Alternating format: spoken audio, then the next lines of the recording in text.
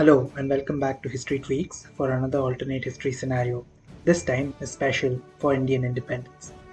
Firstly, Happy Independence Day to all citizens of India, and a belated Happy Independence Day to all citizens of Pakistan. India, Pakistan, and Bangladesh presently occupy the Indian subcontinent. Three nations coming from the same civilization, having similar culture and languages. Yet, between India and Pakistan today, there are seeds of hatred and mutual strife. Partition is a dark chapter in the history of the subcontinent, and it is a gruesome gift left to us by our recent colonizers, the English. And the feeling of animosity created by the British still exists between the two nations till today. While talking of partition, often the blame is squarely pinned on Muhammad Ali Jinnah. And why not?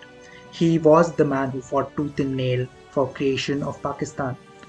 He was the proponent of two-nation theory and he broke the nation apart, right?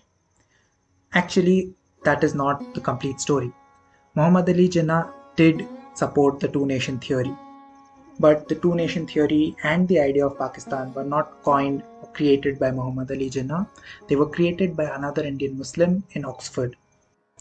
And partition itself was a complex process, and it involved multiple geopolitical ambitions by the West, the personal ambitions by Muhammad Ali Jinnah, and the manipulations by the Muslim League. But the Pakistan Muhammad Ali Jinnah dreamt about was very different from what we see today.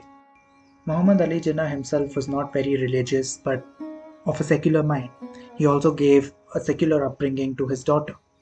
He only championed the two-nation theory because he felt that the Muslims would lose their voice once India was independent.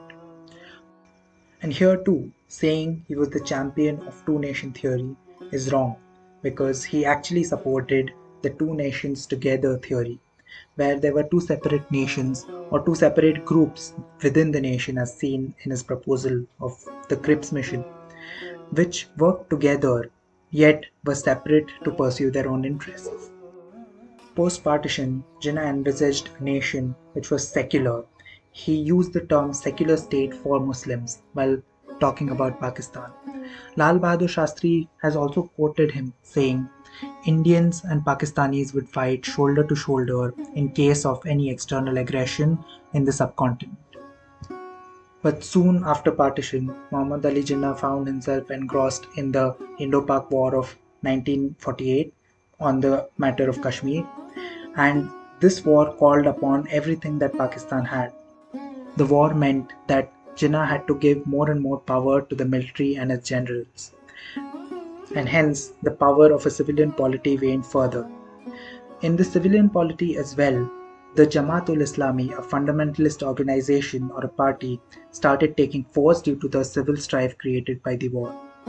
And hence, the Constituent Assembly of Pakistan faced multiple challenges and hurdles and much criticism from the Jamaat-ul-Islami.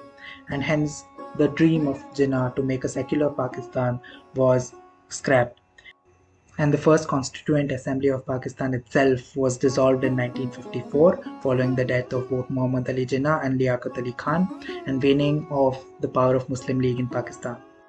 These events further destabilized the civilian polity of Pakistan and further weakened the democratic institutions.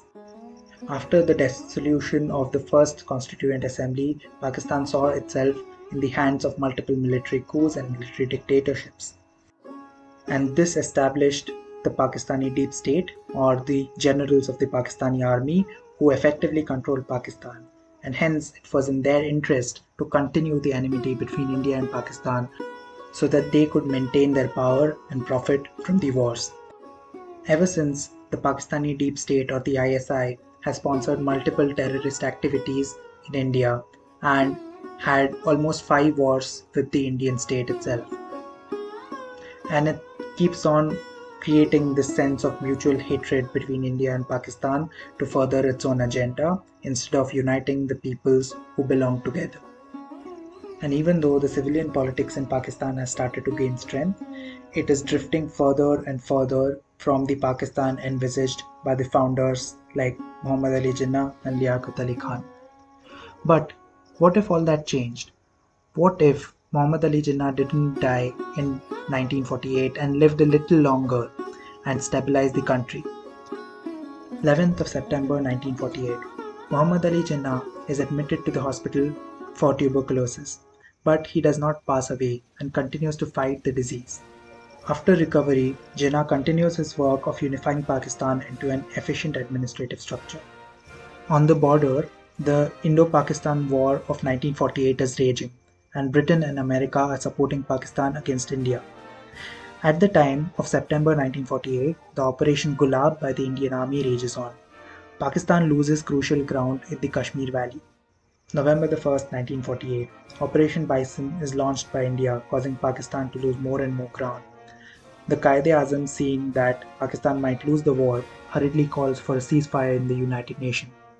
And on the 13th of August 1948, the resolution is presented and it is adopted on 5th of January 1949. Just as in our timeline, the condition of the plebiscite is also added into the resolution. But the prerequisite that Pakistan Army leaves Kashmir for the plebiscite to happen also remains. Knowing that most of Kashmir, especially the eastern parts including Gilgit-Baltistan, would be favorable to accession to India, Jinnah doesn't retreat Pakistani forces. The war ends in an ambiguous tone without a clear winner, but the war had used up the resources of all of Pakistan and had led to the arming of tribal leaders. The Pakistan Army had also gained much more power than the civilian polity. The civil turmoil of the war causes the rise of Jamaat-ul-Islami in Pakistani civilian politics. It also creates a destabilizing situation, especially in the tribal frontiers. Jinnah recognizes the precariousness of a fragile power balance and growing influence of the army, and he considers the framing of the constitution to be the only way of restoring order in the nation. Hence, in March 1949, Jinnah, through Liaquat Ali Khan, introduces the Objectives Resolution as a framework for the constitution and continues to work on creating a secular nation for Muslims.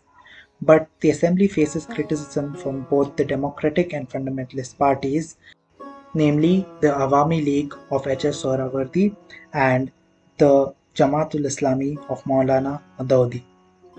In our timeline, these criticisms made it difficult for the assembly to frame the constitution, and it was ultimately dissolved in 1954. But in this timeline, in light of these criticisms, Muhammad Ali Jinnah, who was a stronger leader, holds a meeting of the Muslim League, which was rapidly losing popularity, and works out a future plan.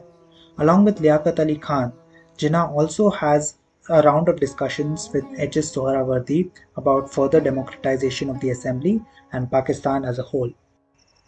Based on these discussions, a new assembly is formed with elected members and representatives of tribal areas. The Muslim League retains a small majority, while the Pakistan National Congress, the remnant of Indian National Congress in Pakistan, becomes the second largest party, followed by the Awami League of H.S. Sohrawardy. But in the assembly, the Jamaat-ul-Islami also wins a good number of seats. As discussions progress, it becomes clearer that forming a secular state like India would be impossible, and hence, advised by H.S. Sohrawardy, Jinnah adopts a compromise and declares that Pakistan is an Islamic republic. But unlike in our timeline, where the Constitution of 1973 was very fundamentalist, this constitution is tried to be kept as secular as possible. Jinnah also includes some components of the newly framed Indian constitution, like the fundamental rights and directive principles, into the Pakistani constitution as well. This is not to say he does not face criticism. He still does from the Jamaat-ul-Islami, but the elected assembly has greater legitimacy, hence is able to work more efficiently.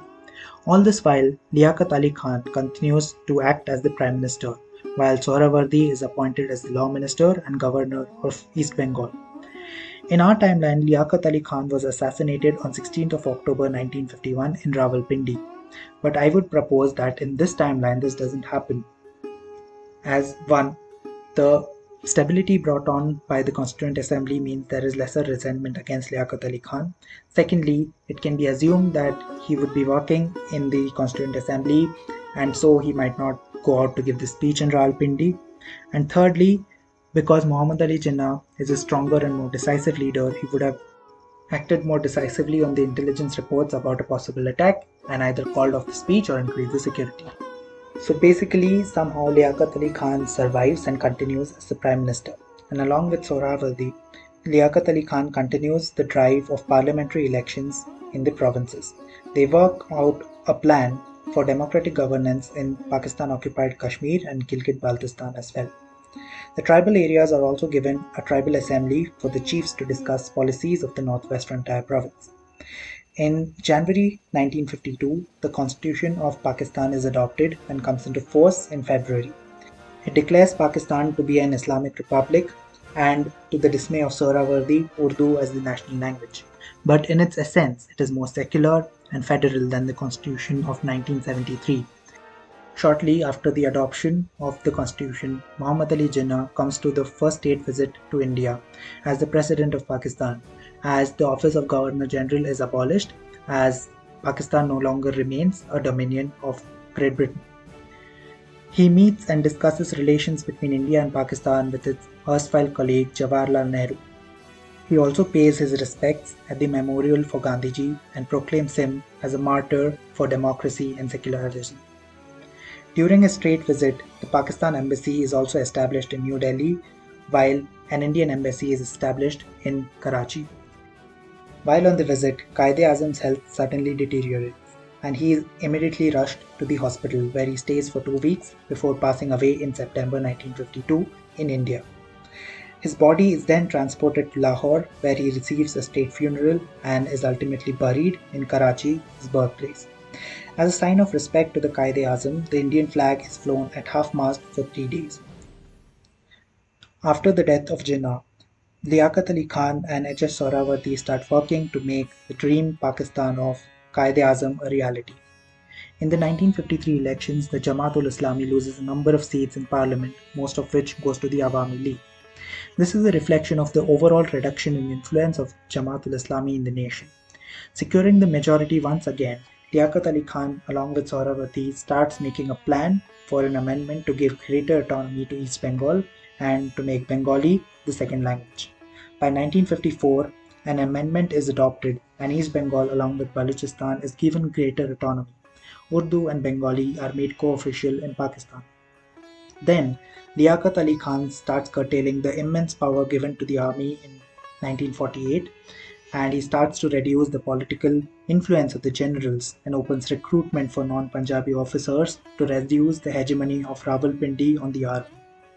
He also starts limiting America's supply of ammunition to tribal areas and overall influence in Pakistan. Also, against the wishes of H.S. Sohrawardi, he reduces American influence on Pakistan and emphasizes on Pakistan neutrality in the Cold War. In 1959, Jawaharlal Nehru goes on a state visit to Pakistan. He visits West Pakistan while his Foreign Minister V.K. Krishna Menon visits East Pakistan. These state visits sign a slow warming of relations between India and Pakistan, as Jinnah and many other leaders of the Indian movement during the partition had envisaged. During the state visit, talks take place regarding the issue in Kashmir. After a long round of negotiation, Liaquat Ali Khan agrees to hold a plebiscite in the Kashmir Valley only, along with India in 5 years' time. It is agreed that the military presence would be maintained in Gilgit-Baltistan, Jammu and Ladakh by Pakistan and India respectively, but there would be a demilitarization of the Kashmir Valley so as to successfully hold the plebiscite. To facilitate greater feeling of trust between the nations, a non-aggression pact for 5 years is also signed. As the state visit ends, the strained relations between India and Pakistan are also eased. In 1955, Liaquat Ali Khan works on further democratization of the tribal assembly of the Khyber Pakhtunkhwa. He further limits the influence of the army in the Punjab region while strengthening its presence in the Northwest Frontier province and Balochistan, as the non-aggression pact means that there is lesser emphasis on the border of Pakistan and India. By 1955, India is seeing a rise in industrial and educational institutions. IITs were established and projects like Bhakra Nangal Dam was started. Liaquat Ali Khan, looking at the growth of civilian industry in India, starts encouraging growth of civilian manufacturing and infrastructure in Pakistan as well, as opposed to the growth in military industry that we saw in our timeline. In the 1955 elections, the Muslim League loses some of its seats and hence forms a coalition government with the Pakistan National Congress. The Awami League becomes an opposition party. The government then enacts multiple infrastructure projects, nationalizing the Pakistani Railway and forming the East Bengal Railway as a sister institution. With the support of Pakistan National Congress, Liaquat Ali Khan enacts multiple amendments to the constitution to make it more secular in character. Multiple other infrastructure projects are also started with help of Indian engineers, and a hydel project is launched to make a dam over the river Indus. With the development of hydel projects over Indus in both countries, disputes arise over the issue of water, and hence a summit is called in 1957 and the Indus Treaty is signed between India and Pakistan. In January 1958, amid protests, Liaquat Ali Khan decides to go to Balochistan and listen to their pleas. There, while giving a speech, he is shot twice by a Baloch nationalist and soon succumbs to his wounds. The government scrambles to maintain control and the military presence in Balochistan is helpful in suppressing the revolts. But without capable leadership, the Muslim League and the coalition government starts to fracture. Soon, elections are called in May 1959. The assassination of Liaquat Ali Khan sees wide reactions worldwide. It is condemned by the Western nations as they see Khan as the bringer of democracy in Pakistan. India also condemns the act as a terrorist plot and gives Liaquat Ali Khan the honour of Martyr for Democracy, one previously given by Jinnah to Gandhiji. The 1959 elections remove the Muslim League from the power and the Awami League gains a lot of seats from East Bengal while the Pakistan National Congress widens space to West Pakistan regions as well. The Pakistan Republican Party also becomes a major national party. The government is formed by H.S. Sohrawardy in coalition with the Pakistan National Congress and the Pakistan Republican Party. In 1960, he is sworn in as the Prime Minister. Under Sohrawardy, more democratization is seen in Pakistan. But Sohrawardy, known for his pro-West stance, also sees an increase in relation between US and Pakistan. In 1961, with support from the Pakistani National Congress, Sohrawardy through an amendment removes the Urdu as national language and like India recognizes 7 scheduled languages: Urdu, Bengali, Punjabi, Saraiki, Sindhi, Pashto and Balochi. Urdu and Bengali remain the working languages of the federal parliament.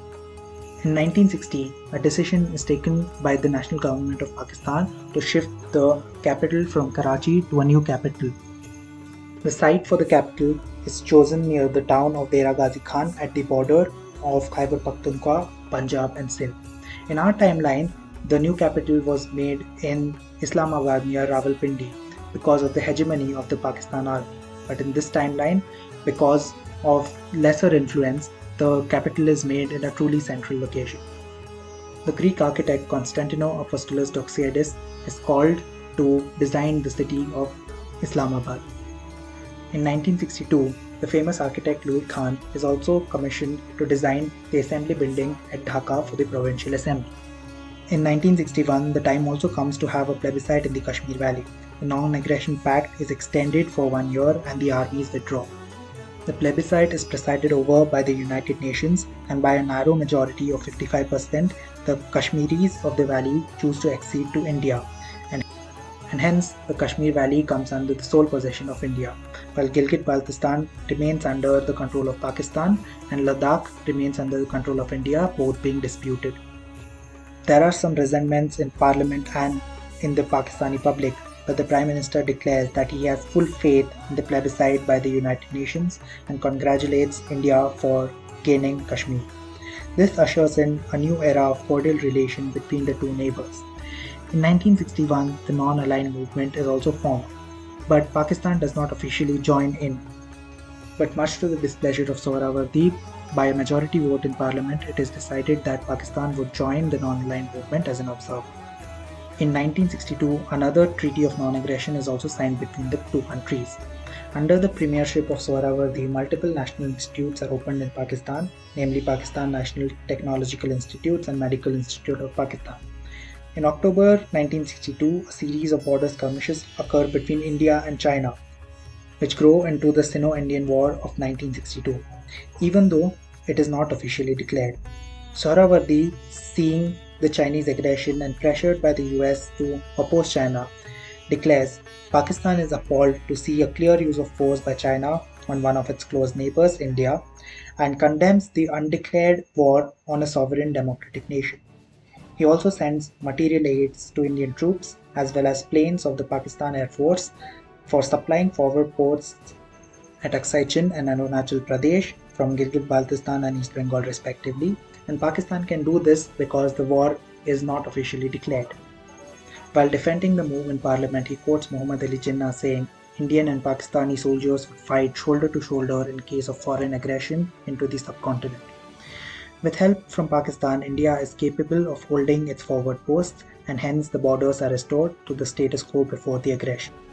To show appreciation for the help and to continue friendly relations between India and Pakistan, India formally recognizes the area of Gilgit-Baltistan to be a part of Pakistan, and Pakistan in turn formally recognizes Ladakh to be a part of India. Subsequently, with Pakistani help, India would go on to win the Indo-Chinese War of 1967 and would consolidate its holds on Aksai Chin as well as Arunachal Pradesh. After the 1962 war, there is a formal state visit to Pakistan by Jawaharlal Nehru, where a treaty of mutual assistance is signed between the two nations. India also lays down a proposal for starting 3 cross-border trains between India and Pakistan, namely the Samjhauta Express from Islamabad to Delhi, the Krishna Express from Karachi to Mumbai, and the Moitri Express from Kolkata to Dhaka. Such proposals usher in a new era of transport diplomacy between the two nations, where multiple train and bus routes are opened across the borders to the important cities. There are also further treaties to reduce the time for visa application and the custom duties between the nations. In 1963, H.S. Sohrawardy inaugurates the first elected provincial assembly in Khyber Pakhtunkhwa, and the government is formed with Khan Abdul Ghaffar Khan as its chief minister. On 5th December 1963, H.S. Sohrawardy passes away due to a heart attack, and Khan Abdul Ghaffar Khan and many other Pakistani leaders pay respects at his funeral. Internationally, he is recognized as the creator of parliamentary Pakistan. Jawaharlal Nehru also visits Islamabad to pay an official tribute. Both Indian and Pakistani flags fly at half-mast for a week. Sohrawardy's deputy prime minister from the Pakistani National Congress takes the position of acting PM and elections are called. On the 27th of May 1964, Jawaharlal Nehru also passes away in Delhi. Many Pakistani leaders, including Khan Abdul Ghaffar Khan, visit Delhi to pay their respects, and once again the flags of both the nations fly at half-mast. In India, Lal Bahadur Shastri becomes the Prime Minister. In Pakistan, Sheikh Mujibur Rahman becomes the Prime Minister as the head of the coalition government between Awami League and Pakistan National Congress. Khan Abdul Ghaffar Khan of the PNC is made the Deputy Prime Minister. This ushers in a new era of dualism in Pakistani politics between the Awami League and the Pakistan National Congress. Under the premierships of these two benevolent PMs, the relations between India and Pakistan reach new heights. Under Lal Bahadur Shastri, India sees the rise of green, white and blue revolutions in the agriculture, dairy and fishery sectors respectively. It is characterized by a rapid increase in food production. Impressed by the rapid growth in production, Mujibur Rahman calls Varghese Kurian and M.S. Subramaniam to bring about similar green and white revolutions in Pakistan, and by 1967, Pakistan food production also increases just like in India. In 1965, Pakistan officially joins the non-aligned movement. Now, in our timeline, Lal Bahadur Shastri had passed away in Tashkent in 1966, but I don't think in this timeline this would happen, as one, there would be no Tashkent talks in 1966. Secondly, it is highly rumored that Shastri was poisoned by Pakistan, influenced by US, and hence because of better relations between the two countries, I don't see this happening. Or we can just say somehow above everything else, Lal Bahadur Shastri survives. By 1967, the Constitution of Pakistan is amended to remove the phrase Islamic Republic and to replace it with the Republic of Pakistan. In 1968, India and Pakistan formally signed an alliance in Srinagar. With this, joint military exercises between India and Pakistan are started. The Pakistan Air Force also places multiple orders from aircrafts from the Hindustan Aeronautics Limited, and multiple joint Air Force training missions are also established. Soon, a policy of visa on arrival is established between the two nations. In 1969, talks take place in Tashkent mediated by the USSR on the issue of enclaves of India in Pakistan and parts of East Bengal. And the issue is quickly and easily resolved. In this timeline, the resolving of this issue would be much easier than in our timeline, because in our timeline, the major deterrent for such talks was the fact that Pakistan would see this as India giving away land and might stake its own claims. And hence, with much better relations in this timeline, the talks would go on smoothly. In the 1969 Indian election, Lal Bahadur Shastri was re-elected as Prime Minister, while Indira Gandhi, who was gaining popularity in the Congress, is appointed as the Foreign Minister of India. With Indira Gandhi as Foreign Minister, improved relations between India and Pakistan are continued and taken to a next level. In the 1970 Non-Aligned Movement Summit of Zambia, talks begin between the two nations for the custom union. These talks are spearheaded by Indian Prime Minister Lal Bahadur Shastri and Pakistani Prime Minister Mujibur Rahman. In 1973, a customs union is established between India and Pakistan. In 1973, Lal Bahadur Shastri also retires from the Indian politics with the end of his second term as Prime Minister, and Indira Gandhi is elected as the Prime Minister for the next term. Under Indira Gandhi, the talks of further unity are started, and in 1974, the Treaty of Joint Defence Production is signed, and all defence production units are consolidated to serve both the nations. Relations are put on a back foot when emergency is imposed in India by Srimati Indira Gandhi in 1975. This move brings poor international press to India and Pakistan starts distancing itself from India. Pakistan repeals the Defence Production Treaty and threatens to walk out of the alliance itself. Indira Gandhi, pressured from inside as well as internationally, now with the threat of enmity reigniting with Pakistan, repeals the emergency in March 1977 and the Janata Party sweeps into power. Much of its term is spent in stabilization, and with ongoing Chittagong separatism in East Bengal, the talks between India and Pakistan do not progress, but the Defence Production Treaty is reinstated. When Indira Gandhi comes back to power in 1980, in an attempt to correct the mistakes of her previous terms, she helps Pakistan curb unrest in Chittagong and Balochistan and helps in the negotiation in these regions, hence bringing back goodwill between India and Pakistan. Under her prime ministership, a joint civilian port is opened near Bhuj at the end of Rann of Kutch, and a branch of the Rishta line is connected to it. When unrest grows in Punjab under Bhindranwale in India, the unrest also spills over into Pakistan, and hence in 1983, persuaded by Prime Minister Indira Gandhi and his Foreign Minister Abdul Ghaffar Khan, Sheikh Mujibur Rahman launches a joint military operation over the Sikh extremists. This brings a large-scale resentment against the leaders in their respective countries. In 1984, these resentments culminate as both the leaders are assassinated in the Prem residence at Delhi by a bomb planted by Sikh extremists. This sends shockwaves along both the nations, and the government scramble to try and bring politics into order. In India, Rajiv Gandhi is made the Prime Minister, while in Pakistan, someone from the Pakistan National Congress comes into the helm.